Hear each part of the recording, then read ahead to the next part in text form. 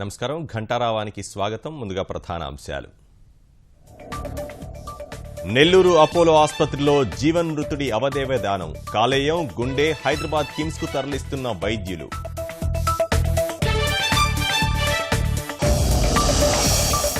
కాసేపట్లో కాకినాడకు ముఖ్యమంత్రి చంద్రబాబు. ఆరోగ్యాంధ్రప్రదేశ్ ర్యాలీకి హాజరు. డివిజన్లలోనూ తనిఖీలు.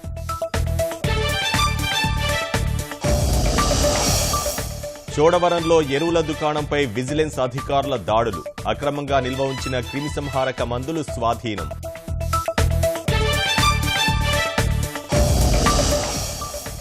హైదరాబాద్లో కల్తీపాల కలకలం. నిర్బంధన తనిఖీల్లో బయటపడిన వ్యవహారం.